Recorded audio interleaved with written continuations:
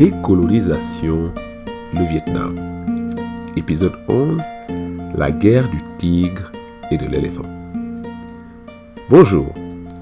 Après avoir parcouru les débuts de la guerre civile vietnamienne au dernier épisode, nous allons reprendre aujourd'hui le fil de notre récit. Pour rappel, on s'était quitté à Hanoï en fin 1946. Avec la bataille de Hanoï, la guerre dite d'Indochine commence. Et dès janvier 1947, il y a des combats sur tout le territoire vietnamien. Mais en fait, il y a deux guerres en une. Si vous vous rappelez bien, la guerre a déjà commencé au sud depuis la fin 1945. En 1947, c'est donc dans le nord et le centre que la France reconquiert les villes et repousse le Viet Minh dans le réduit du Viet Bac. Ce début 1947 est donc marqué par un affaiblissement militaire relatif du Viet Minh que les Français prennent pour de la faiblesse. Il en résulte une intransigeance diplomatique absolue du côté français, alors même que le pourrissement de la situation sécuritaire dans le sud ne laisse rien présager de bon pour l'avenir. Petit avertissement avant de poursuivre, j'espère que vous aimez le foot, car je vais filer la métaphore foot ad nauseam aujourd'hui. C'est parti. Si quelqu'un avait dit aux Français que la guerre durerait 8 ans et qu'à la fin, la France perdrait l'Indochine, je crois qu'il lui aurait ri au nez. Mais si quelqu'un avait dit la même chose à Ho Chi Minh, il aurait eu du mal à le croire aussi. La guerre qui démarre, c'est un peu France-Sénégal à la Coupe du Monde 2002, ou Marseille-Carquefou en Coupe de France 2008. Le petit poussé finira par l'emporter, mais au début du match, personne ne parie sur lui. Pourquoi ? Eh bien parce que d'un côté, il y a le corps expéditionnaire français. Environ 100 000 hommes, dont la Légion étrangère, avec des bataillons d'artillerie, appuyés par la marine et l'aviation. Dans le rôle du coach, il y a l'amiral d'Argentlieu, et son capitaine, c'est le général Valluy. Un soldat, un Saint-Cyrien avec des états de service qui remontent à la Première Guerre mondiale. Les soldats du corps expéditionnaire sont bien armés et sont aguerris. Politiquement, la France bénéficie aussi au sortir de la Deuxième Guerre mondiale du soutien tacite des États-Unis et de l'Angleterre. De l'autre côté, la RDVN est un État isolé et sans ressources. Son entraîneur, Ho Chi Minh, est très expérimenté, mais son jeune capitaine, Vo Nguyen Giap, n'a jamais joué au haut niveau. Comprenez qu'il n'est pas passé par les écoles militaires. Il dispose de troupes motivées et shootées au Oklap, indépendance, certes, mais ces troupes manquent de tout. Sur le plan diplomatique, la RDVN n'est reconnue par aucun pays. Les États-Unis, à qui Ho Chi Minh avait fait une cour assidue, ont presque déjà choisi leur camp. La Chine, où communistes et nationalistes se livrent une lutte à mort, a d'autres chats à fouetter. Même Staline se méfie de ce Ho Chi Minh qui a osé dissoudre le Parti communiste indochinois en 1945. Staline le trouve beaucoup trop nationaliste et de toute façon, la priorité de Staline, c'est l'Europe. Bref, la RDVN est seule au monde. Les premiers mois de 1947 se passent ainsi très bien pour le corps expéditionnaire français. Certes, la bataille de Hanoï est difficile et dure 2 mois, de décembre 1946 à février 1947. Mais après cela, 2 mois suffisent aux forces françaises pour reprendre le contrôle de toutes les grandes villes du nord et du centre du Vietnam, dans ce qu'ils appellent le Tonkin et la Nam. Les troupes régulières de la RDVN sont repoussées par le rouleau compresseur français jusque dans le réduit de la haute région, le Viet Bac. Les Français déplorent environ 1800 tués et blessés, mais le bilan est certainement beaucoup plus lourd du côté vietnamien. Et ce n'est que l'arrivée de la mousson en avril qui stoppe les opérations de l'armée française. Du coup, le commandement français, comme tout favori qui se respecte, est optimiste. Dès que la saison des pluies finira, le plan est de marquer très vite et de tuer le match. La stratégie de Valui, c'est justement d'éviter à tout prix une guerre longue et d'en finir avec la RDVN avant que Giap n'ait le temps de réorganiser ses forces. Valui planifie donc une opération d'envergure, combinant infanterie, aviation et moyens amphibies.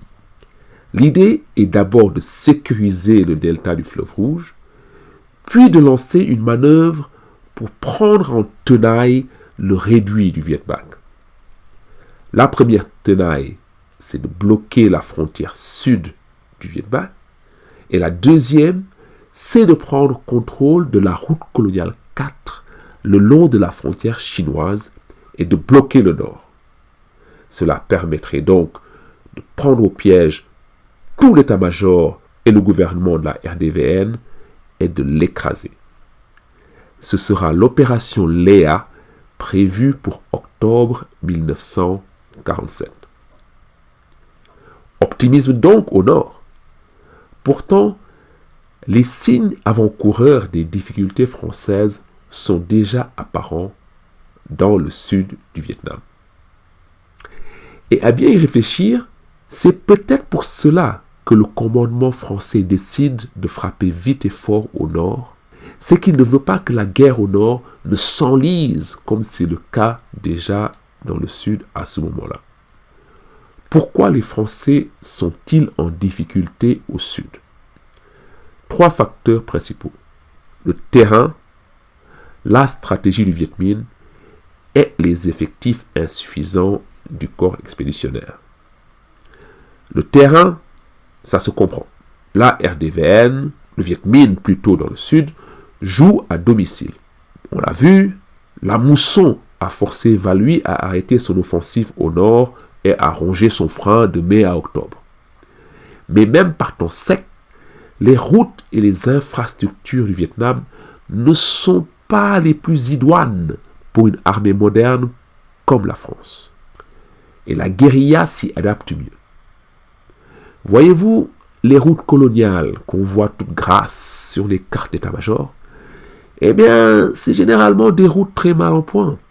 Par exemple, l'autoroute entre Haiphong et Hanoï, c'est en fait une succession d'ornières permettant tout juste la circulation à double sens. Idem pour les ponts. À part le pont d'Oumer près de Hanoï, ce sont des ponts plutôt désuets, très peu à même de supporter le poids des blindés et des camions du corps expéditionnaire. Du coup, les Vietnamiens appuient là où ça fait mal, en minant et en sabotant les routes et les ponts. Dans un processus sans fin, les routes sont sabotées la nuit par les Viet Minh, réparées le jour par le génie militaire français, encore sabotées la nuit suivante, réparées le lendemain, et ainsi de suite. Guerre de Sisyphe, comme dirait Michel Goya. En plus, quand les convois sur ces routes sabotées sont à l'arrêt, eh bien, ils sont à la merci des embuscades des partisans vietnamiens. Et c'est le premier cliché de la guerre d'Indochine. Par exemple, en mai 1947, Nguyen Binh surprend un cortège officiel en tournée. 2 ministres du gouvernement de Cochinchine, 43 Français et 10 Vietnamiens sont tués par 800 partisans Viet Minh qui ont bénéficié de toutes les facilités d'approche et de camouflage avant de se replier tranquillement. Ils ont ces facilités car la population est absolument derrière le Viet Minh. ce qui permet à Giap de mettre en place sa stratégie de la guerre populaire.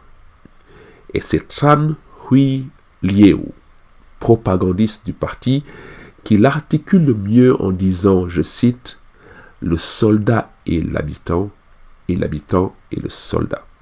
Fin de citation. L'objectif du Viet Minh, c'est de rendre l'ennemi aveugle, incapable de distinguer le guerriero du paysan. De rendre l'ennemi sourd, car ses moyens de communication sont sabotés. Et de rendre l'ennemi boiteux par la destruction des voies de circulation. Giap sait qu'il faut à tout prix éviter les batailles conventionnelles. Alors, comme toute équipe de bas de tableau qui joue un favori, il se replie en défense et évite de se découvrir.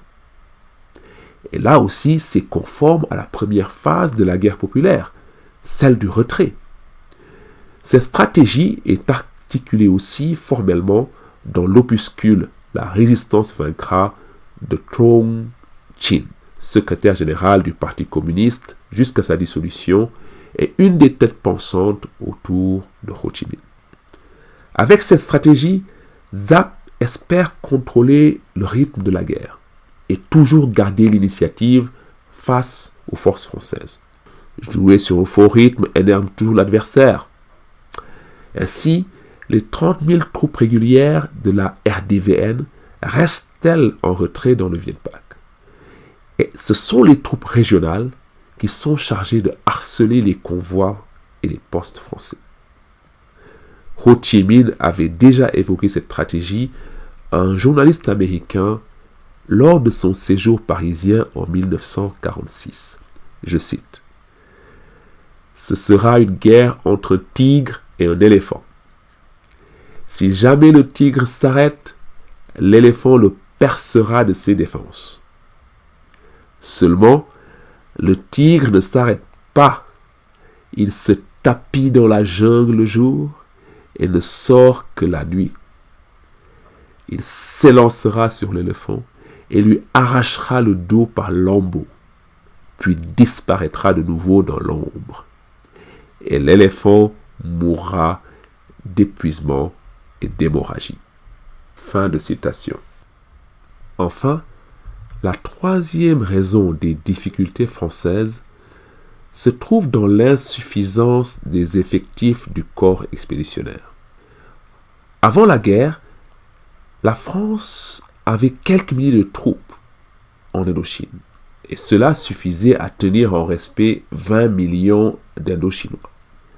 En 1947, 100 000 soldats, à peu près, sont incapables de tenir le territoire. Le général Leclerc avait estimé avant son départ qu'il en fallait au moins 500 000, ce qui en 1945 est impossible, aussi bien pour des raisons logistiques que pour des raisons politiques. Dilemme donc. Comment pourchasser le Viet Minh et en même temps occuper le terrain?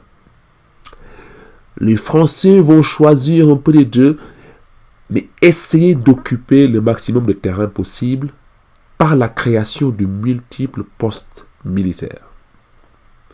À la fois base militaire et centre de rayonnement politique, ces postes sont commandés par des sous-officiers ou des officiers subalternes aidés par des supplétifs vietnamiens. Mais si on en compte 500 à peu près dans le sud en 1947, ils sont trop espacés pour assurer un maillage efficace du territoire. Ce sont plutôt des îlots perdus dans un océan Viet Minh. Ils sont donc souvent attaqués de nuit et quelquefois par les supplétifs même qui les protègent. Un exemple, un poste a dû affronter les assauts Viet Minh sans liaison radio pendant 4 jours sans que le commandement ne soit au courant. Et c'est le premier cliché sur la guerre d'Indochine, la guerre des postes. Autre cliché, avec cet exemple, le jour appartient aux Français, la nuit appartient aux Viet Minh.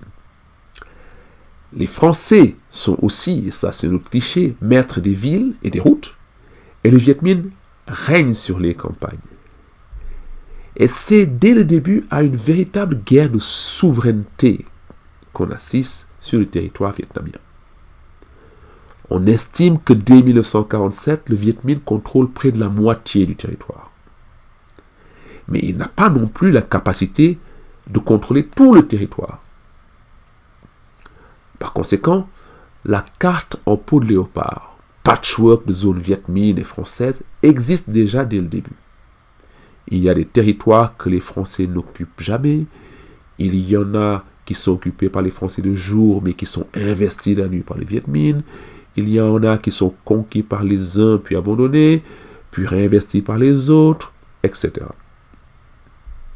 Pour résumer, les effectifs insuffisants du corps expéditionnaire français et un terrain trop difficile pour l'armée française conduisent à une inadaptation chronique du système français à la stratégie de la guérilla populaire. Valui en tire les conséquences et prévoit une opération décisive pour couper la tête aux Viet Minh. Il faut une guerre courte, donc l'opération est prévue dès que le temps le permettra, c'est-à-dire à la fin de la saison des pluies. Ce qui est frappant néanmoins, c'est la certitude du commandement que tout se passera comme prévu, que l'opération Léa sera un succès, que Ho Chi Minh sera capturé et que la résistance s'effondrerait du nord au sud. Un peu présomptueux. En tout cas, le plan est approuvé par le haut-commissaire et l'optimisme est de rigueur au milieu de 1947. Et c'est cet optimisme qui peut expliquer l'intransigeance politique française face à la RDVN. Sur le plan politique, 1947 est d'abord marqué par le remplacement de l'amiral d'Argentlieu par Émile Bollard au poste de haut-commissaire.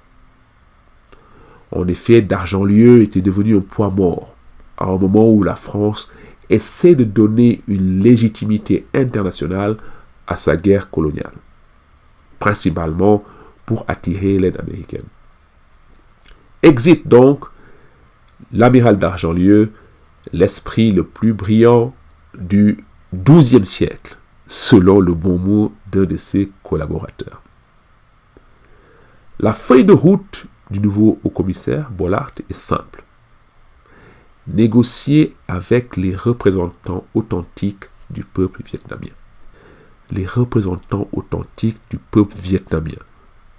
Qui se cache derrière cette formule sibylline? Le Viet Minh, les nationalistes? Qui sait? Quoi qu'il en soit, Bollard envoie un émissaire auprès de Ho Chi Minh. Et quel émissaire? Paul Mus, grand connaisseur du Vietnam, professeur au Collège de France, un des rares Français à l'époque à militer pour des négociations franches avec le Viet Minh. En parenthèse, il se fera connaître pour son livre Vietnam, sociologie d'une guerre, publié en 1952. Ce partisan de la négociation avec le Viet Minh est alors conseiller du haut-commissaire, Bollard. Et c'est à ce titre qu'il est chargé de prendre contact avec Ho Chi Minh. En mai 1947, Paul Mus traverse donc à pied 60 km de territoire Viet Minh pour rencontrer le leader vietnamien. Mais il est porteur d'exigences plus que de propositions. Jugez vous-même. La France est prête à un cessez-le-feu si le Viet Minh dépose d'abord les armes et accepte la libre circulation des troupes françaises sur tout le territoire, étant entendu que les troupes françaises n'auront pas déposé les armes. Vous serez donc peu surpris d'entendre la réponse de Ho Chi Minh. Je cite, « Si j'acceptais ces conditions, je serais un lâche. » Fin de citation. La RDVN rejette donc les propositions françaises, bien que sa situation politique soit très critique au mi-temps de 1947. Seul contre un ennemi formidable, Ho Chi Minh a échoué dans toutes ses tentatives diplomatiques, en particulier d'approche des Américains. Au contraire, les Américains considèrent la France comme un allié clé dans la guerre froide qui commence. Le plan Marshall, par exemple, c'est 1947. Le danger est grand pour la RDVN et Ho Chi Minh. Ho Chi Minh comprend que son isolement est un danger pour l'autorité de son gouvernement, surtout par rapport à ses rivaux non communistes. Et Bollaert le sait aussi, qui a envoyé en même temps des émissaires auprès de l'ex-roi Bảo Đại. En cette saison des pluies 1947, la confiance règne donc côté français. À leurs yeux, le Viet Minh est dans les cordes. Oups, c'est de la boxe. Et l'opération Léa, prévue pour octobre, infligera, c'est sûr, le coup de grâce à Ho Chi Minh et à son gouvernement. Mais, et si le Viet Minh tenait? On le verra la semaine prochaine. L'opération Léa ne se révélera pas à la hauteur des espérances françaises. Se posera donc, pour tous les acteurs, la question du « on fait quoi maintenant ?» Les Français ne tuent pas le match dès le début. Et si le Viet Minh arrachait la prolongation, serait-il possible d'emmener le match au tir au but? En tout cas, pour tous les acteurs, la réalité d'une guerre prolongée va s'imposer et forcer d'une part les Français à redéfinir leur but de guerre, d'autre part le Viet Minh à tout faire pour garder le monopole nationaliste, et enfin forcer les nationalistes vietnamiens à essayer de trouver une place dans le mano à mano entre le Viet Minh et la France. Rendez-vous donc la semaine prochaine pour démêler cet écheveau de plus en plus mêlé. D'ici là, portez-vous bien et salut hein.